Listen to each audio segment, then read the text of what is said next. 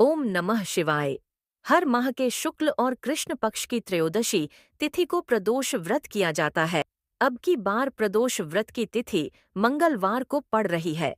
प्रदोष व्रत की तिथि जब मंगलवार को आती है तब उसे भौम प्रदोष व्रत के नाम से जाना जाता है।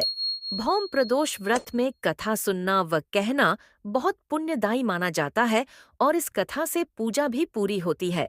मान्यता है कि भौम प्रदोष व्रत की कथा सुनने व कहने से देवों के देव महादेव का आशीर्वाद प्राप्त होता है और आर्थिक परेशानियों से मुक्ति मिलती है।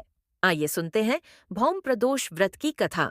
कथा शुरू करने से पहले आपसे अनुरोध है कि अगर वीडियो अच्छी लगे तो कमेंट बॉक्स में ओम नमः शिवाय जरूर लिखे।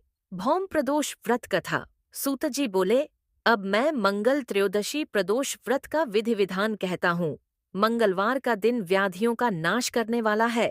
इस व्रत में एक समय व्रती को गेहूं और गुड़ का भोजन करना चाहिए।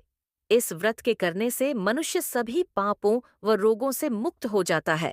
इसमें किसी प्रकार का संशय नहीं है। अब मैं आपको उस बुढ़िया की कथा सुनाता हूँ जिसने यह व्रत किया व मोक्ष को प्राप्त हुई।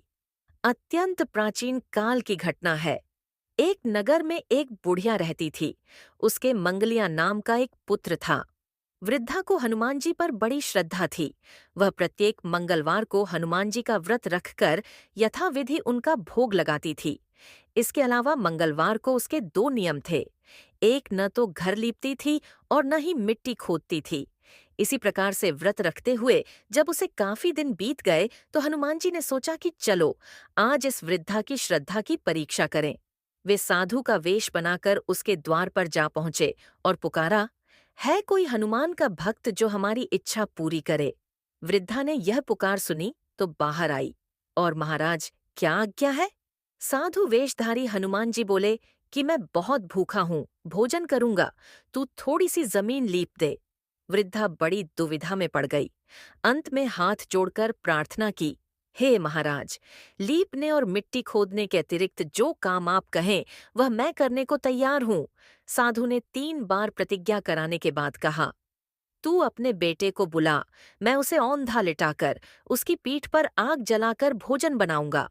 वृद्धा ने सुना तो पैरों तले की धरती खिसक गई, मगर वह वचन हार चुकी थी। उसने मंगलिया को पुकारकर साधु महाराज के हवाले कर दिया, मगर साधु ऐसे ही मानने वाले न थे। उन्होंने वृद्धा के हाथों से ही मंगलिया को औंधा लिटाकर उसकी पीठ पर आग जलवाई। आग जलाकर दुखी मन से रोते हुए वृद्धा अपने घर के अंदर जा घुसी। जब भोजन तैयार हो गया तो साधु ने जब वृद्धा को बुलाकर कहा कि वह मंगलिया को पुकारे ताकि वह भी आकर भोग लगा ले। वृद्धा आंखों में आंसू भरकर कहने लगी कि अब उसका नाम लेकर मेरे हृदय को और न दुखाओ, लेकिन साधु महाराज न माने। वृद्धा को भोजन के लिए मंगलिया को पुकारना पड़ा।